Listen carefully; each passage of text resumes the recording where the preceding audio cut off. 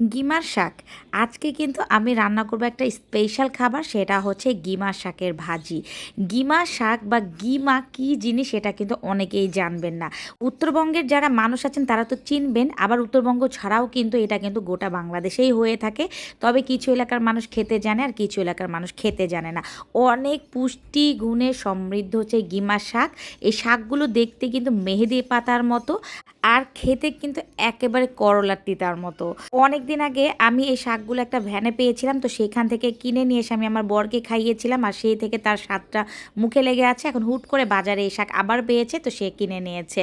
আর এই শাকগুলো কিন্তু গ্রামে হর হামেশাই পাওয়া যায়, এই জঙ্গলে টঙ্গলে পাওয়া যায়, কিন্তু শহরে তার ওভাবে পাওয়া যায় না। তো মাঝে মাঝে পেলে এরকম অবশ্যই কিন্তু শাক আপনারা কিনে নেবেন, কারণ এই শাকের কিন্তু পুষ্টি গুণের কোনো শেষ নাই। শাকগুলো এভাবে বেছে নিতে হবে, কিছুটা ফুল ফেলে দিয়েছি আর পাতাগুলো এভাবে বেছে নিয়েছি। ডাঁটিগুলো কিন্তু নেওয়া যাবে না, কারণ ডাঁটিগুলো অনেক শক্ত।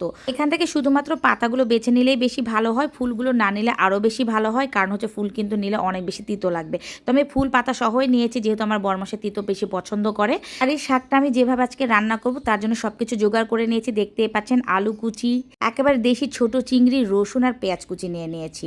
ব্যাস, এখন একটা হাঁড়ি ভালো করে গরম করে নিয়ে এখানে পরিমাণ মতো সরিষার তেল দিয়ে দিয়েছি। তেলটা অবশ্যই একটু পরিমাণে বেশি দিতে হবে, আর দিয়ে দেবো কতগুলো পেঁয়াজ কুচি। পেঁয়াজের পরিমাণটাও অবশ্যই বেশি দিতে হবে, কারণ যেহেতু এটা তিতা শাক, আর তিতা শাকে কিন্তু অবশ্যই পেঁয়াজটা বেশি যায়। তারপরে দিয়ে দিয়েছি এখানে একেবারে দেশি 2টা বড় বড় রসুন। রসুনগুলো সব দিয়ে দিয়েছি। এখন রসুন পেঁয়াজ একটু তেলে এইভাবে ভাজতে না ভাজতে এর মধ্যে দিয়ে দেবো একেবারে ঝালের জন্য হচ্ছে কাঁচা মরিচ। সব কিছু একটু তেল দিয়ে ভেজে নিচ্ছি। গিমাতে কিন্তু অবশ্যই পেঁয়াজ রসুন এগুলো একটু বেশি করে দিলে খেতে মজা লাগে, মানে আমরা যেভাবে করলা রান্না করি না, ঠিক সেইভাবেই কিন্তু। তারপর এখানে পরিমাণ মতো আমি লবণ দিয়ে দিলাম। লবণ দিয়ে আবার একটু পেঁয়াজ মরিচটা এভাবে ভেজে নিয়ে এখন এর মধ্যে দিয়ে দেবো চিংড়ি মাছগুলো। চিংড়ি মাছ ছাড়াও কিন্তু এই শাক ভাজি করা যাবে, শুধুমাত্র এই পেঁয়াজ কাঁচা মরিচ আর রসুনে। কিন্তু আমি যেহেতু একটু বেশি মজা করে খেতে চাই, তো সেই কারণে একটু চিংড়ি মাছ দিয়ে দিয়েছি। তারপর দিয়ে দিলাম এখানে ধনিয়া গুঁড়া, তারপরে দিয়ে দেবো হচ্ছে একটু লাল মরিচের গুঁড়া, তারপরে দিয়ে দেবো হচ্ছে একটু জিরার গুঁড়া, আর তারপরে অবশ্যই দিয়ে দেবো হচ্ছে একটু সামান্য হলুদের গুঁড়া। শুধুমাত্র যদি শাক ভাজি করেন তাহলে কিন্তু হলুদের গুঁড়া দেওয়ার দরকার নাই, আর এই মশলাগুলোও কিন্তু দেওয়ার দরকার নাই। তো আমি যেহেতু একটু মজা করে বেশি রান্না করব, তো সেই কারণে এই মশলাগুলো দিয়ে দিয়েছি। তো মিনিট দুয়েক একেবারে চিংড়ি মাছটা খুব সুন্দরভাবে এভাবে ভেজে কষিয়ে নিলাম। তারপর এখন এর মধ্যে দিয়ে দেবো হচ্ছে আলু কুচিগুলো। আলু কুচিগুলো হচ্ছে পরিমাণ মতো দিবেন অবশ্যই, কারণ হচ্ছে কিমা মানেই কিন্তু একটা তিতা খাবার। তো সেই অনুযায়ী হচ্ছে আলুগুলো দিয়ে দিতে হবে। আমি সেই পরিমাণ অনুযায়ী আলু দিয়ে দিয়েছি।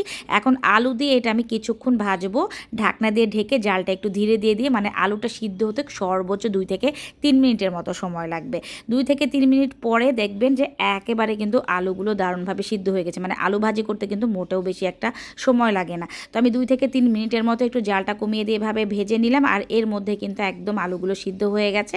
এখন আমি এর মধ্যে দিয়ে দেবো একেবারে ভালো করে ধুয়ে পানি ঝরিয়ে রাখা এই শাকগুলো।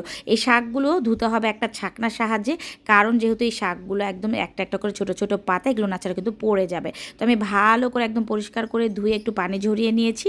এখন শাকগুলো দিয়ে দিলাম একেবারে সেই আলুর মধ্যে। এখন এই শাক আলু আর কিছুক্ষণ হচ্ছে ভাজা হবে। শাকগুলো দিয়ে এখন প্রথম অবস্থাতে আমি হচ্ছে 4 থেকে 5 মিনিটের মতো একটু জালটা ধীরে দিয়ে এটা রান্না করব, আর তারপরে একেবারে ঢাকনা খুলে এটা ভাজতে থাকবো। ব্যাস, রান্না কিন্তু হয়ে যাবে, আর ঢাকনা দেওয়া লাগবে না। এর মধ্যেই কিন্তু শাকটাও সিদ্ধ হয়ে যাবে, আর আলু তো অলরেডি সিদ্ধ হয়ে গেছে।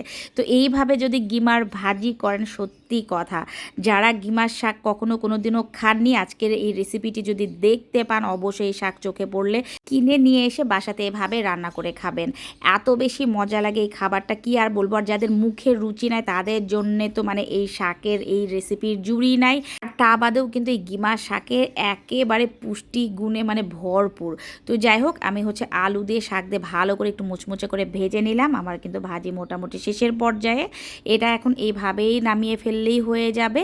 তো রেসিপিটি কেমন লাগলো অবশ্যই কমেন্ট করে জানাবেন, আর আপনারা কেউ গিমা এইভাবে খান কিনা সেটাও জানাবেন। যারা খাননি, কখনো চেনেন না, তারাও কমেন্ট করে জানাবেন। সবাই ভালো থাকবেন। আল্লাহ হাফেজ।